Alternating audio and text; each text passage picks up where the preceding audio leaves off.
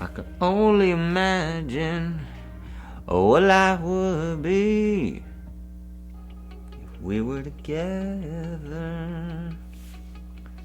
Hi, welcome back. I'm glad you stayed and are watching more. So today's a little different. I'm going to be sharing storyboards of a script that I am writing. And I'm not really good at drawing, so I've begun my journey in drawing stick figures. And man, artists who draw are very talented and work really hard to get to where they are, and they don't get enough recognition for it. Believe me, if you do a good deed and you work hard, a good deed does not go unnoticed. And man, lately I meet a lot of people and I have friends who do a lot of amazing stuff, whether they're playing the Good Samaritan or they're expressing themselves to add on to this positive, inspiring movement to help a culture that contributes to making and creating and losing their idea of being a victim. Okay, enough of that. First scene that I want to show in my storyboard is an opening shot. That's a neighborhood. I think about how a movie looks in the very beginning of a shot, because that kind of determines the actual tone and mood of how the whole film is going to be.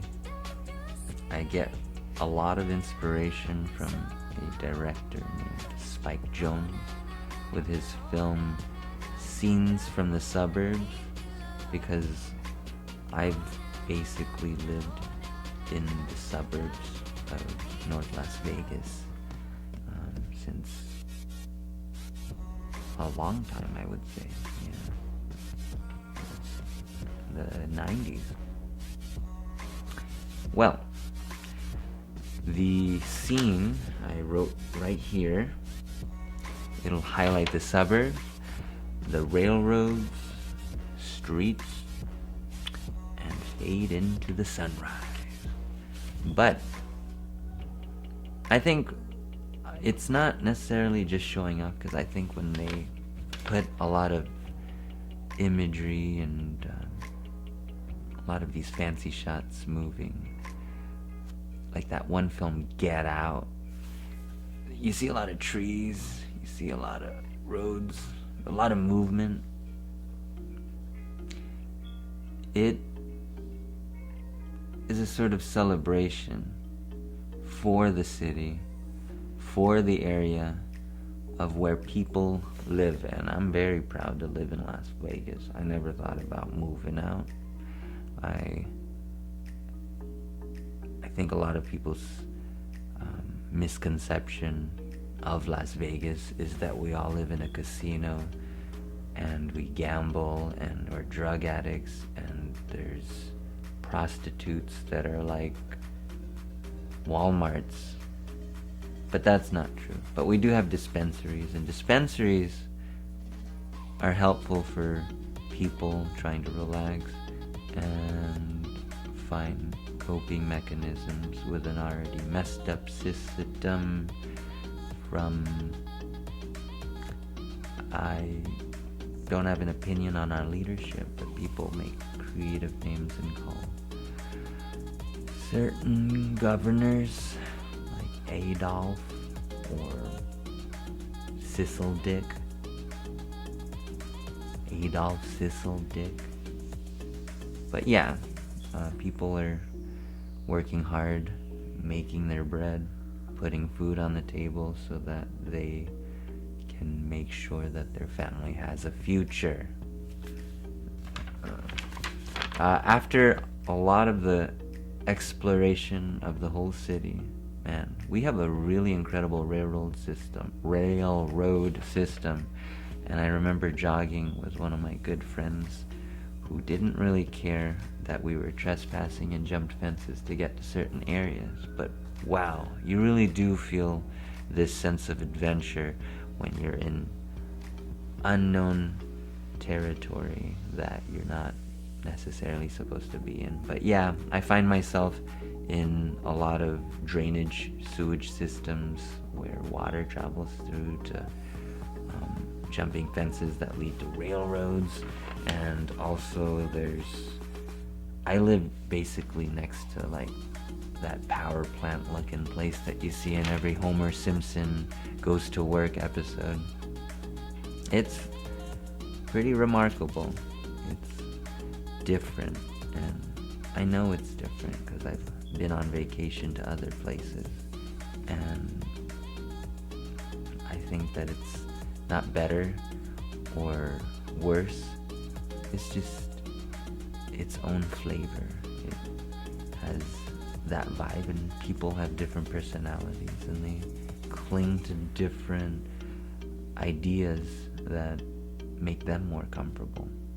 Hence, some people would rather be in colder weather, and others would be in a more warmer climate.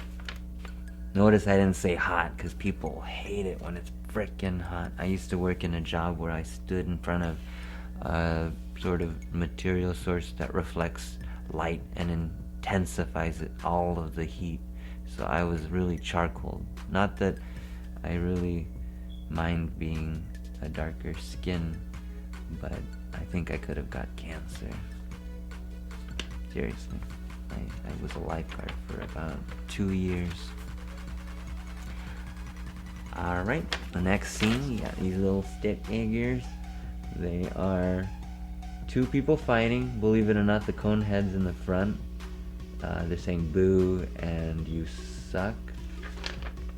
Yeah, you suck. It pans to a fight between 2 fighters. Crowd is loud and boos.